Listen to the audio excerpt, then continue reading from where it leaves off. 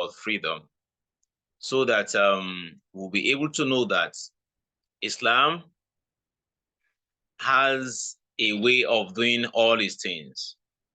So the first thing tonight we are looking at is that is to see freedom from the concept of Islam, then from the way people look at freedom. So some when look at the concept of freedom, freedom from what? Then is it freedom or freedom?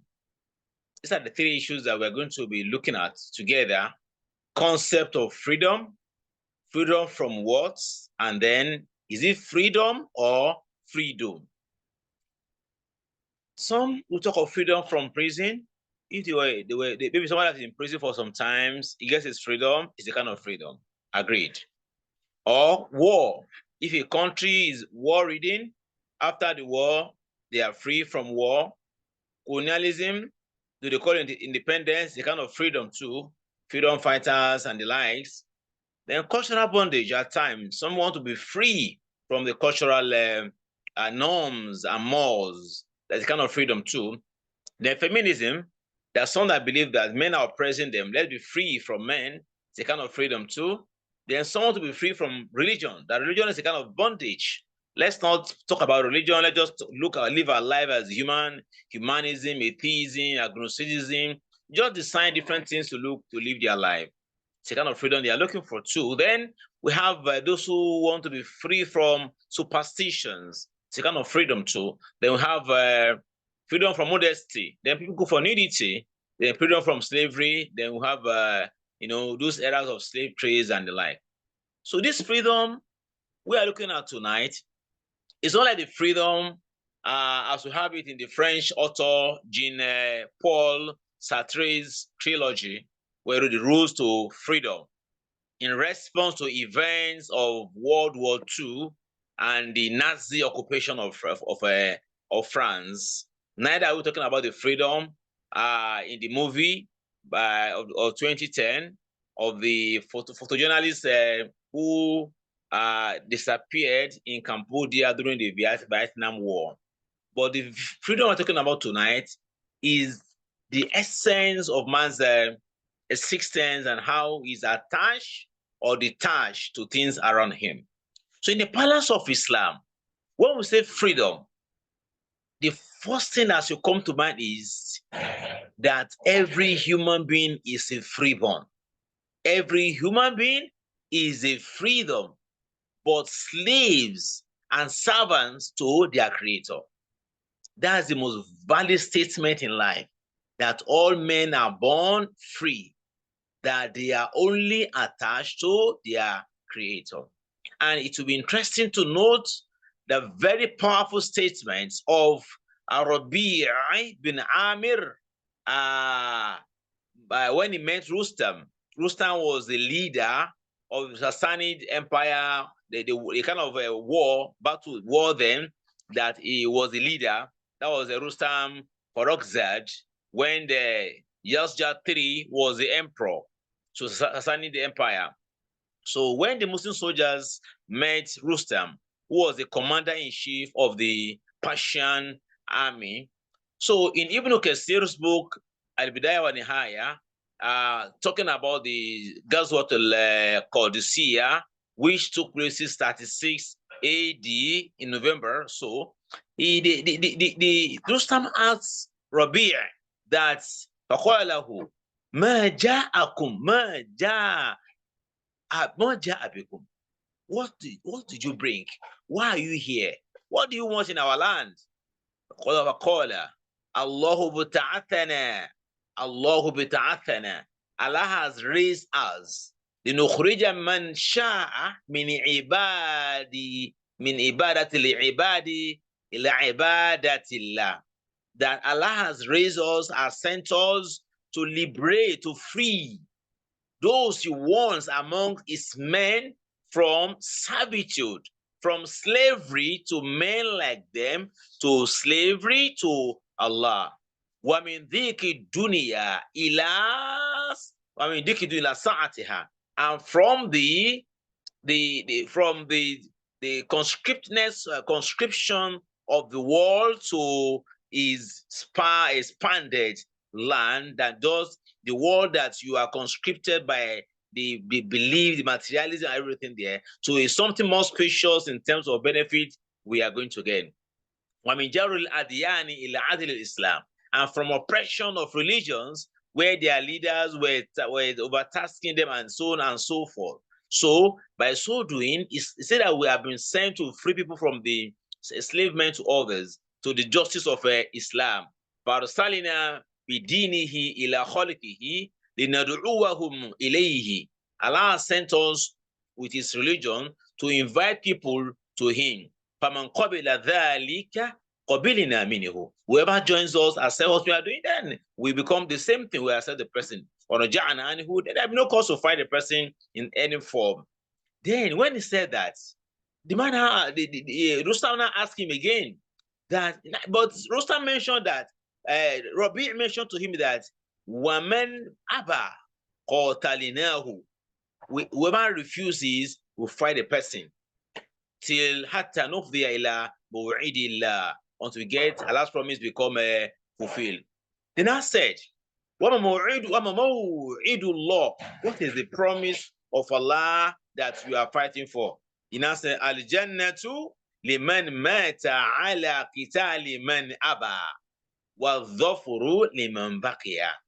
He said, what is it that you expect from Allah? He said, what you expect from Allah is paradise, al-Jannah, for those that die fighting these enemies, while those who remain alive, who do not die in the cause, will enjoy life also. That was the response of Rabi'i, to Bin Amir, to Rustam, who was the commander of the Persian army. So, in summary, when we say freedom is in Islam, this i'lanu am is a general announcement, publicity, advertisement, broadcast, لتحرير الإنسان, to free man, fil ardi, on this earth we live today, min anwa'il ubudiyat, to free man from all kinds of enslavements, min al-ubudiyat al-ibad, enslavement by men like men, min al-ubudiyat al-hawa, enslavement of laws and desires, min jami'i madhahiri saytara al-fikriyya wa ijtima'iyya wa siyasiyya, to save man from enslavement of all kinds, be it that of intellectual enslavement, social enslavement, economic enslavement, political enslavement. So until man now gains al-hurriyyatu fi nafsi, he now becomes he becomes free in himself, fil fikri, in his thoughts, in his fikra, in his idea too, fil aqida, in his ideology, fil domirihi, in his heart, and even and so on and so forth like that. So the Islamic freedom is not about the kind of freedom that, okay, they just occupy your land. No, the first thing is to free the hearts of men, because the worst prison is the imprisonment of the heart. Therefore, the Islamic freedom wants man to be free from, unsubstantiated or un-Islamic customs and norms, from materialism, from the disease of majority. There are times majority are doing the wrong thing. Islam does not say you should join them if they are doing the wrong thing. So it's a disease. Islam has come to liberate you to think normal, not to be part of the world, the general people who are doing the wrong thing. So Islam believes that the basis, the foundation, the fountain of doing righteous deeds is to get right freedom from all that are human created. Therefore, we are talking of iqamatu mamlakatillahi fil ardi, is to establish Allah's kingdom on earth, Allah's empire on earth, wa izalati mamlakati bashari wa taghut, and to dethrone the sultanate or the state of evil of man. This freedom we're talking about is not just from chains in the hand of man when he's handcuffed, or the shackles in his leg when his leg is called handcuffed, or when he's in the sojourn alone. No. This freedom we're talking about in Islam is what the world is lacking today. Is to guard man from that slavery of his heart as to be acting against natural thing Allah has created in him. That's what's called the fitra. So this freedom is to save man from that. Now, how does Islam do that? There are 5 ways by which Islam tries to rescue man from all the problems of the world. All problems of the world can be categorized, into different aspects. Some are politically, some are political, some are social, some are economic, and so whatever the problem, they all have their effect on man's being enslaved. There are 5 ways Islam puts in place for man to be free from all the bondages in the world, which can be economic bondage, can be any kind of bondage, as we should mention shortly. The first one is Islam tries to let man realize that he is a man of aklu wa qalbu. He is a man of jasadu wa ruhu. Jasadiyatu wa ruhiyya. So Islam makes it clear to man that you have hearts and you have brain. These two have their roles in your life. Besides that, you are made from matter and spirit. Going to the Quran, chapter 90, verse 8, Allah says that Alam naj'allahu aynaini. Have we not given man his 2 eyes? So that is referring to our senses. You should be able to see beyond the ordinary. That is one aspect. Then equally in Quran chapter 91, verse 9, Allah says, Qad aflaha man zakkaha. Whoever purifies the nafs, the soul, the mind has actually prospered. He has been liberated. He has been freed from the bondages in the world. In equally Quran, chapter 32, verse 9, Allah says there that, Surah to Sajda, Allah says in this surah, for us that in this surah that,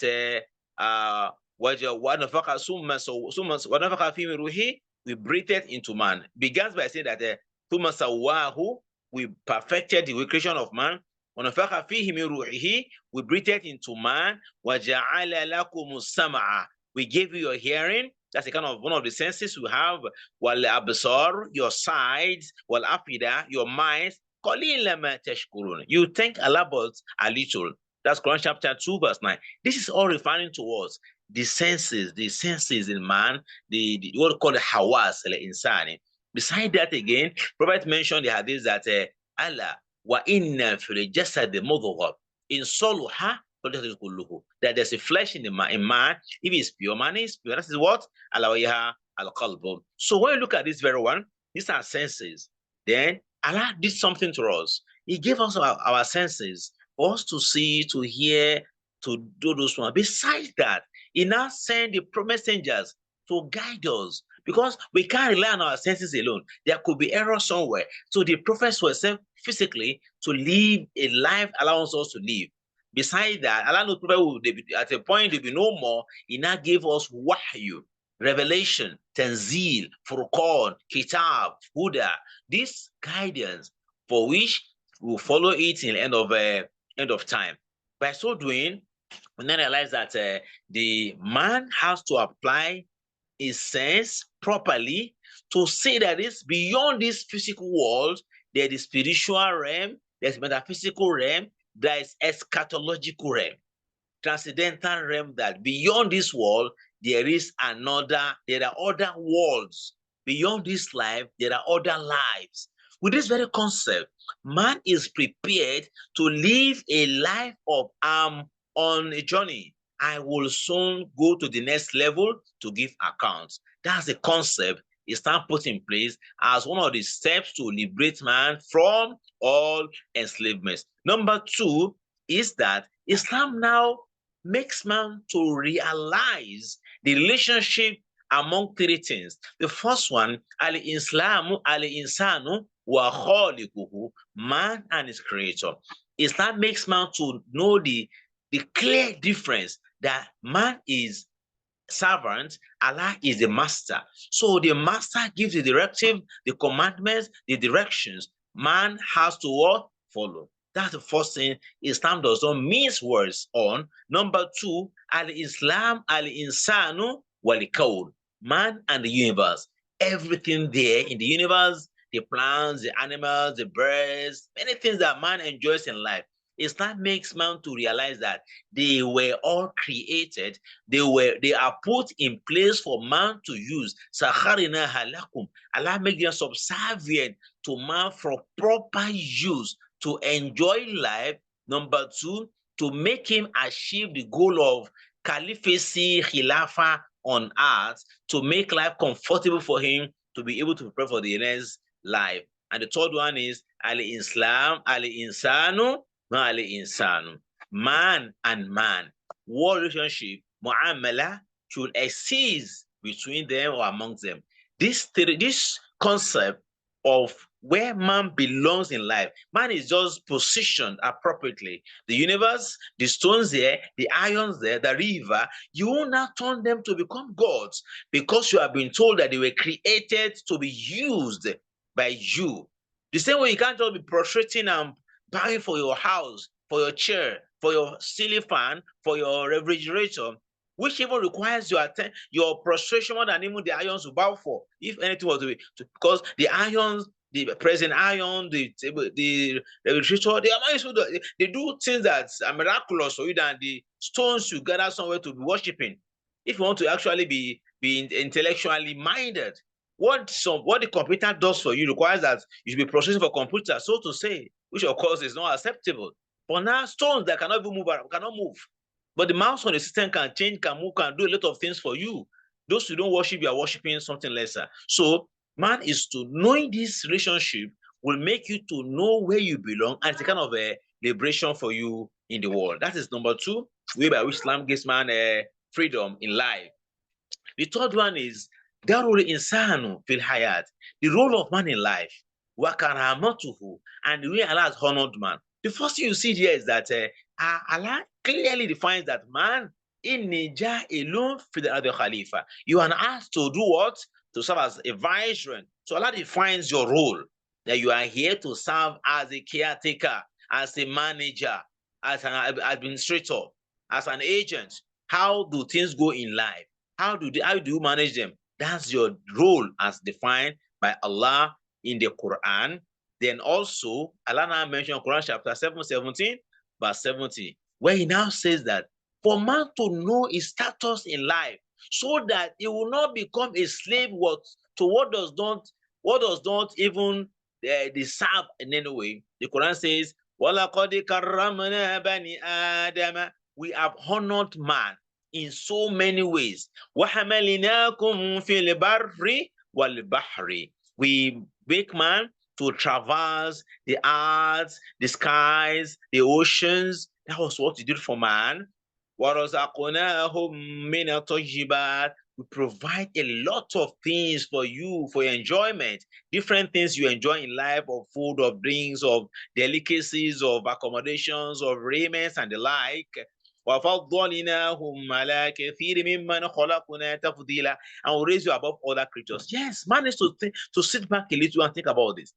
This point you are making makes your freedom perfect, as you realize it's a kind of giving you a kind of confidence that you are not just ordinary human being. You are honored specially by Allah. He created you himself. He breathed in you himself. He makes you be in charge himself. He taught you everything. When you look at our creation, from birth, we're honored. The way our mothers got pregnant of us, it was a honor. How we were kept in the womb. Like goats, rats, cow, they equally have their own young, babies like that. Fine. At delivery, you see that man is honored. The way our deliveries are taken, unlike that, is not same for animals. Beside that, the way we are raised, how we are taken care of, how they use the diapers, how they bath for us, how they carry us, how they put us in shawl, how we sleep on the bed, how we are fed, how we are cared for. That one this does not happen to animals. Then when we die again, You know, if a goat dies or a rat dies, it's not something that anybody will celebrate. But when man dies, it's the way they honor us, the way they wash us, they wrap us, they bury us, and things like that. It's the honor Allah has given man. Beside that, again, you realize that the way we eat is not like the way animals eat. What we eat is not like what they eat. Varieties of what we eat, we turn them to any kind of delicacy we want. It's a honor for us. What we drink of different kinds, juices, wines, everything, water of different kinds. We refrigerate the water, we trade the water, everything is a different way. We don't drink dirty water. It's a honor for man. We allow us. We want to eat, we use spoon, we use fork, we use this, we use the animals don't have any choice, just their mouth or their legs, and they are eating on. Who wash the food for them? They decide that we go to school, we are schooled, we are given names of different kinds. Then also, I don't know how many goats you have and how many odd names to give the goats or names to give to the sheep in your environment. Say, I don't know how you're going to do that. Cows, you want to give cow names, you want to give camel names, you want to give horses names. So some give some dogs names, but in reality, only men enjoy that very opportunity more by having names in all situations. Besides that, again, also, man's life is defined. Your social life is defined. Your economic life is defined. Your social life is defined, your economic life is defined, and all these things, they makes man to be honored. So it's the same thing, your religious life has to be defined. That's when you attain real honor, you attain freedom. When you now know I'm here you must now make a proper choice of where do I pitch my tent as religion, idolatry or other thing. That's of course has to be based on intellectualism. As man is the word, haramana bani Adam. That's number 3 of how Allah has actually honored man. There's nobility of thinking, nobility of character. Then it shows that man is not non-dependent on any mortal. That's what this verse is saying, that you are only dependent on your creator because you're not an animal. This is another aspect. Number 3, we have to note as a rule by which man attains freedom. The 4th one is sha'air wa shara'i. Sha'air wa shara'i. That is the symbols and legislations. Islam puts in place again clear, rules that should clear universal ibadah path, how to worship God as universal. Not that some people in Nigeria do their own this way, some in Ghana. No, there's a perfect way. You do the genuflections, you carry out the fasting, you carry out the Hajj, you give the zakat, because human beings, if they have just one God truly, then that gosh, because when you look at the world, when it goes, bleeds here, you go to another country, the same way they go to bleeds, or when a lion roars in somewhere, Australia, same thing will be in another country. So the God is one. That one God should give his servants the same way to serve him. In a company or any establishment, you don't give different rules to make your things on a norm. There's a way you go about it centrally. So Islam puts in place rules that are very clear on worship. Beside that, hudud. There's some provisions on crimes. The criminology of Islam, whereby when you commit zina, you to be flogged. If it's adultery, you to be killed. If you commit theft, what amputation should occur? If you commit armed robbery, how you should be killed, depending on the kind of armed robbery you commit. If you commit slander, you should be flogged 60 strokes. If you drink alcohol, 80 strokes for slander too. Then, if you commit gay, how you should be killed. These provisions, it makes society of man to be sanitized from what can destroy it. In a society that has no proper symbols, that has no proper legislations, is bound to face crises, or where those symbols, laws exist and they are not applied. Society like that will be in will witness different crises and problems. So Islam put in place those legislations to make man be free from committing crime. Because when the provision on zina, for example, does not only, it protects you from zina, it protects those who have committed it from committing another one. The law on theft is protecting properties of everybody. And those who have done it, Islam a deterrent for others to learn from. And the fifth point I want to mention on this program is the Aqidatul Islamiyya. The Islamic Aqidah itself is a liberator of man from all attachments, bondages, enslavements, especially the Tawhid Uluhiyya.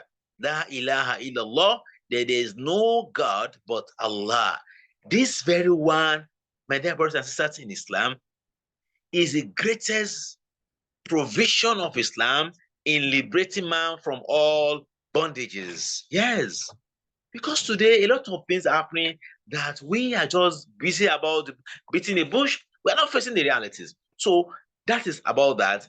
These are the 5 ways by which Islam leads us to be able not to be enslaved by our laws, our basal self, society, men, and on like that.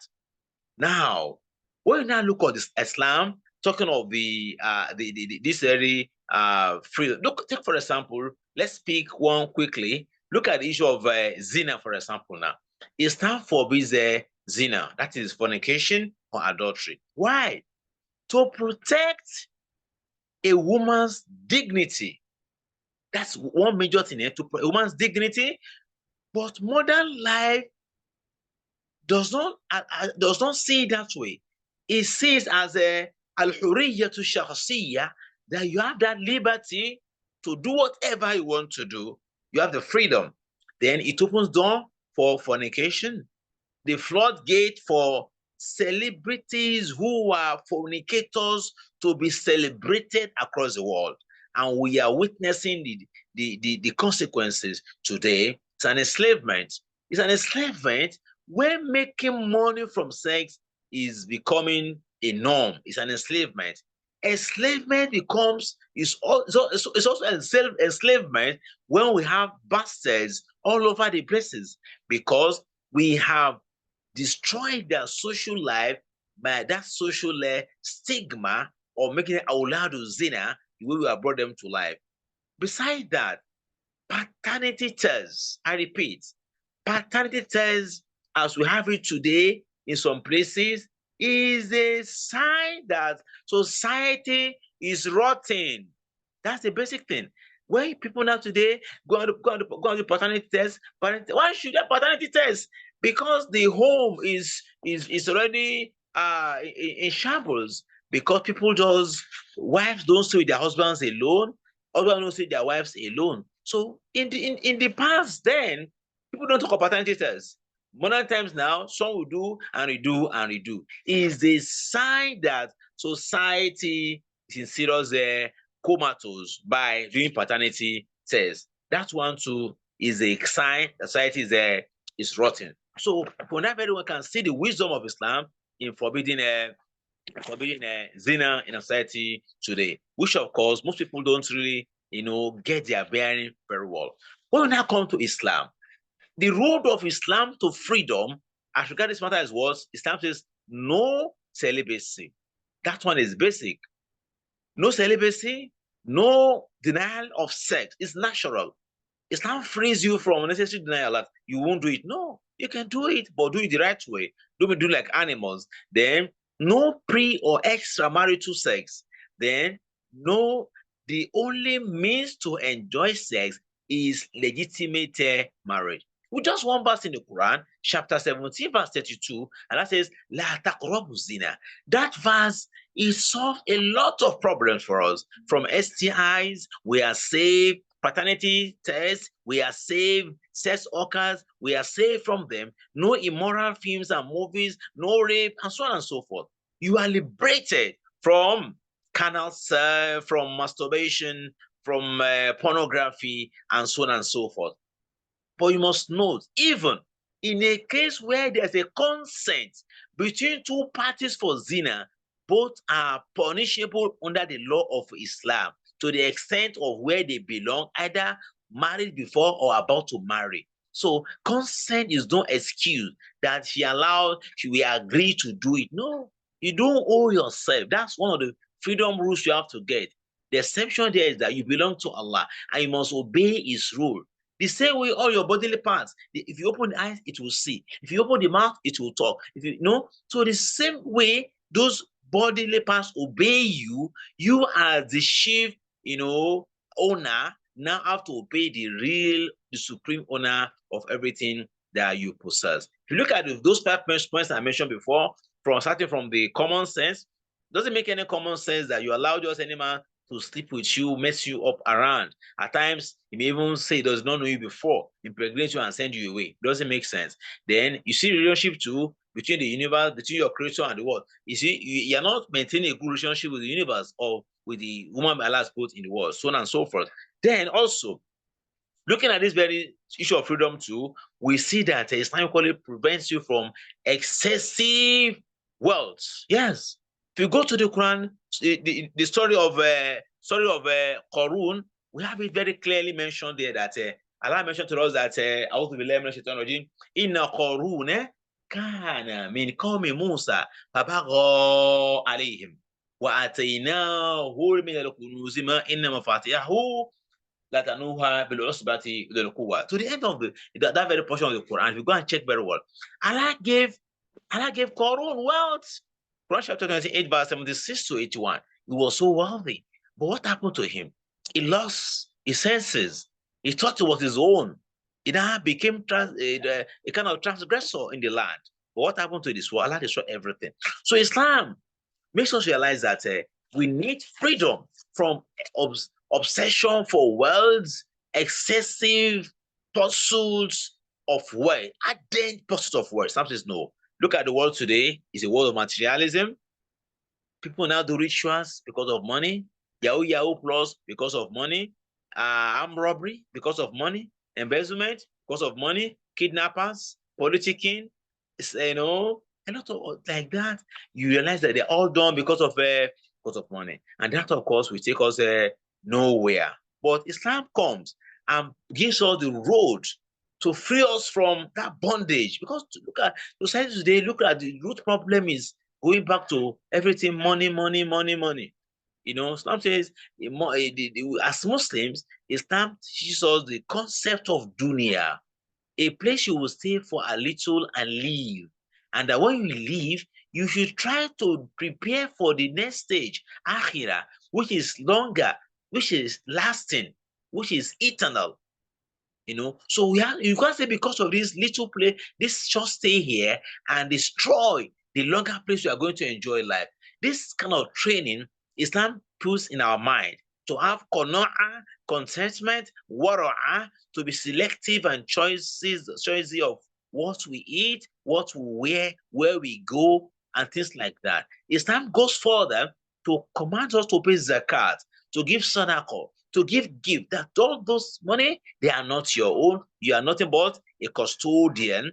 Then Islam emphasizes lawful earning, because inna Allah ta'ala tayyibun la tayyiba. So by this, Islam put up before us another road by which we can save ourselves from modern challenge of materialism, as we are seeing the problem today. It does not end here. Islam goes further. This day we have the challenge of technology, of social media, of internet. Do now say a world without this thing was better. It's an argument we cannot justify, because the technology today should assist us more, appears to be causing us more pains. At night we can't sleep. The rich man cannot sleep, the poor cannot sleep. Everybody is just disturbed. Either your health is affected, your eyes are affected, your money is stolen, your reason is hacked, your reason is cyber bully, this and that, and every day there's one crook means or the other coming up in society. So that is tech aspect. But the Islamic road to freedom from this tech problem is to realize that these instruments are just a last provision for us to enjoy life. When we say Rabbana Atina fi dunya hasana, it's an hasana to enjoy your mobile phone, to enjoy your standing fan, your solar this, solar that, but not at the expense of where you will go, expense of your heart, your religion, of other human beings. You don't harm them. by this very technology. You don't destroy your eyes by watching immoral and moral movies. You don't listen to immoral music and so on and so forth. That is one angle. Islam frees you from those one when it says in the Quran that in a sama wal basara wal fuada, that your hearing, your sight, your heart can animus ula, you will account to Allah, you will ask about them. That is one angle. Besides that, again, idolatry, idol worship. People worship iron, they worship river, they worship stones, they worship animals. You know, these are external forces in life. Islam makes you know that they were all created. I mentioned the other time relationship between God, you and man, between you and God, between you and the cosmos. These things you see here, Allah provides them. They did not create themselves. Stone can't move itself. Iron can't move itself. All those things you worship can't move themselves. They can't do anything. So Islam makes you realize that La ilaha illallah, no other God but Allah alone. Beside that, again, nudity is a problem of the modern life. Islam frees you from nudity. That doesn't make any common sense. You go to the market, you buy clothes that will not cover your dignity. It says it's rubbish. So Islam says you have to be glad to be honored. You have to be glad to be human. You have to be glad not to be animals. Even though animals are clad by their own right. When you now try not to cover yourself, then you want to be like animal whose skins are just showing with their furs. That one too, Islam frees you from that. Besides that, we are living in a world of war, wars everywhere. You see what happening around us, children dying. We see oppressors, we see suppressors, we see the onlookers, children dying, babies dying, old people dying, women dying, no food, no water, as we see in Gaza presently. My dear listeners, what shall we tell our Lord when we return to him? In the realm of freedom, we are culpable. Look at Gaza, for example, as a case study here. History is on their side. That's number one, that the land belongs to them, which has been established time over. Beside that, these people, they will fight to the last person. If those fighting them like, let them kill everybody. Gaza will resurrect again. Because these people are those that actually, they are the free people. Those fighting them are those who are in bondage. Because in Islam, Prophet tells us that man kutila duna mata'ihi fahuwa shahid. If you are killed defending your property, you are a martyr. So these people that are fighting, they can't give up on their land. It's not possible. It doesn't make sense to give your right away. It's an advance, and what we are seeing today, whereby the people fighting them in an advanced, brutal, inhuman, unprecedented, barbaric colonialism of a heartless set of dehumanized machine, hearted human beings. But what their own is even one side. They, the Gazans, are noble. All others who watch without making effort are ignoble. Then those who support genocide in whatever form are ignoble. They have no heart. They are not free. Those who are free are those whose heart are fighting for the right cause. And all those whose heart are pained that they are helpless to help the helpless Gazans. So those are who are actually free.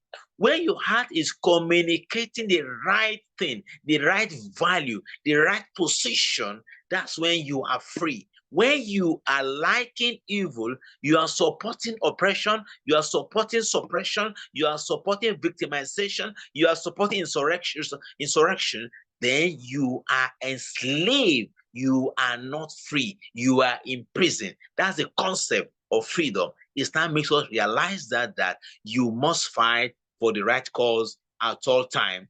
They who are actually fighting are free. Those who are fighting them are the slaves. In Islamic road to freedom, we realize that if your heart is attached to other than Allah, then you are not free. But if you are attached to Allah, then you are free. My dear brothers and sisters in Islam, the topic road to freedom intends to make us have a reflection, a new way of looking at life. Why are we here? Where do we go from here? It's a question, philosophical, that we need to answer. We are not just here to eat, to drink, to sleep, to dance, to marry, to make money. If it's because we want to eat, many animals can eat more than us. If it's just to enjoy drinks, several animals drink more than us. If it's to enjoy sex, several animals they do it more than we do. If it's just to enjoy life, some were there yesterday, they enjoyed it, but they are not there today.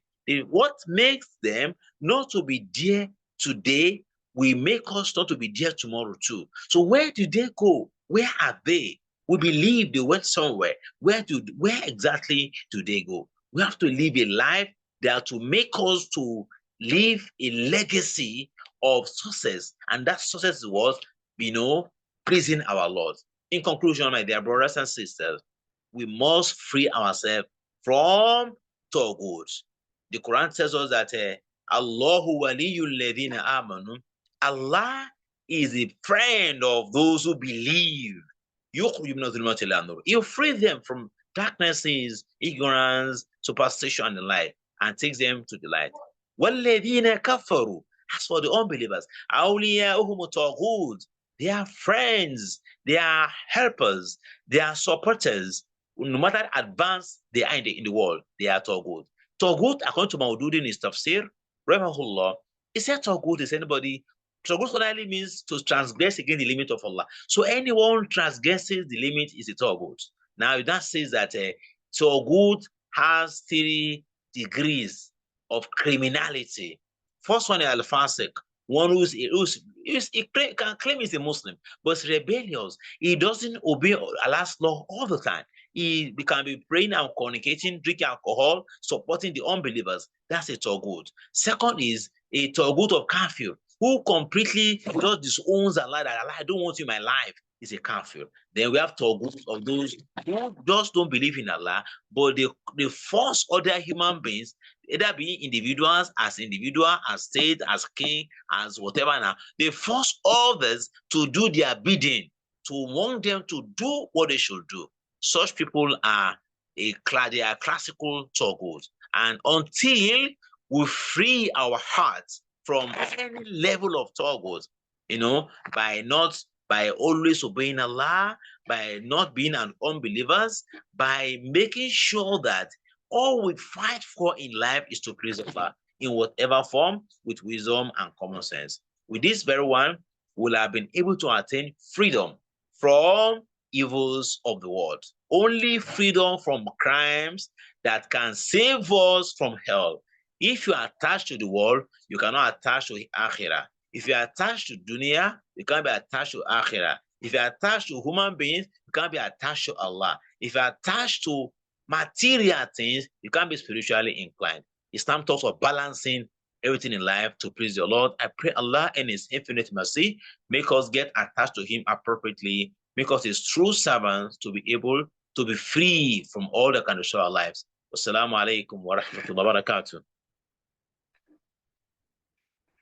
For those that have, inshallah, you have comments, questions, you may send it in to the chat box, or you ask directly. Shukran.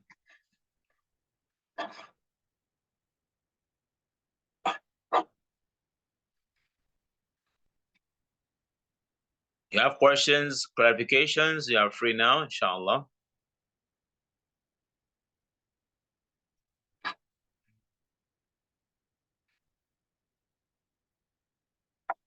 You have comments, you have clarifications, you have questions, can send to the chat, can ask your questions. Ya Allah.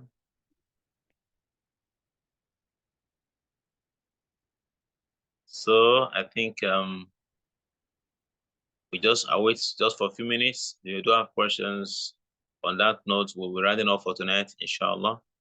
May Allah accept the little we have discussed as acts of ibadah, make it beneficial to every one of us. So if you have comments, if you have questions, clarifications on the topic, roads of freedom, you are free now to make your inquiry about the points.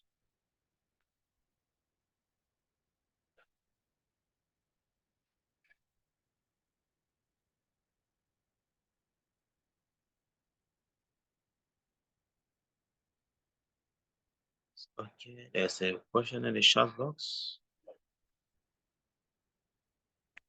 Okay, there's a question here that I do know if I'm free from worldly things. Salam. Are you trying to say how do I know if I'm free from worldly things? That's the question, I think so. So I think the response to this will be that Islam is perfect. Islam is not about even withdrawing from the world as you not do anything about the world. No.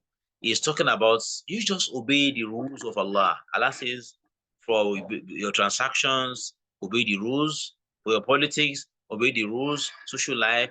When you obey the rules, Islam talks of dunya hasana, akhirah hasana. So it balances the two. So far you are obeying the rules of Allah, you're a millionaire, you're a billionaire, it doesn't cause any problem at all. But when you are really, really preparing for the akhirah, you are going to feel it. You know, you realize that you are free from sin, from crime. You always want to be in the environment of those who can raise your iman, your soul.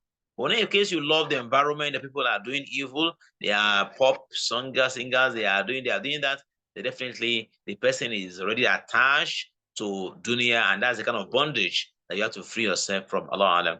Barakallahu fik, shukran. Okay, it's a fortnight program. Program is fortnight program. So, how does Islam address modern concept of freedom, such as human rights? Fine, that's a good question. See, that's one of the, maybe one of these days, if you have time, we could talk about that. See, the first thing is that those who design those things for us, those terminologies, there are so many. This one is human right, this right. Islam defines everything. That's it of Islamic ideology. It defines everything. Because how would a human being define human being define your right for you when he says he's a human like you? Look at this, the provision of, for example, now, the one they use, what they call the rule again, when somebody's in power, immunity or something, whatever they call it. You commit a crime, you say that you commit it until you are free, they can come and question you. So it's, human right in Islam is as defined by Islam, and take for example, look at the human rights in the case of a child now. The first right of a child is to be properly giving birth to, you should not be giving birth to outside wedlock. It's a human, which it's not in their own, it's not in their own law.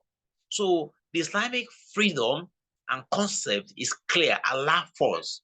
There's a book by Madudi's Islamic Constitutions where all these things are explained. So Allah is the first in everything you are doing. Because in the Quran, Surah Al-Ma'idah, Allah said that those who don't join by what Allah's revealed, they are unjust, they are rebels, they are unbelievers. So they are wrongdoers. So this democracy, to the extent of, though even some philosophers don't believe in it, because the way it is done, one of the people, the simplest the description. Islam says no. Allah is the owner of the government. Allah is the owner of the legislature. He puts them in place. You just execute and obey accordingly. So, but now they are saying that some countries say don't have to pray salat. They have to wear hijab. So that kind of law is not, even majority says you don't wear the hijab. Allah say you should wear. So the single person is the majority in Islam. So that's a concept there that Islam talks of shura. Shura has Islamic past, its own approach. You can have a discussion on something. Majority can say this is where we are going. It's based on the right thing. Okay, you now have to disagree who goes forward. Then human rights is as defined by Islam. Allah alam. Jazakumullah khair. All right, I think we'll let you call it a day for tonight. Jazakumullah khaira for coming. Inshallah, now until next 2 weeks, we'll appreciate that you always share and inform others so that we can all benefit appropriately. So, wassalamu alaikum wa rahmatullahi wa barakatuh.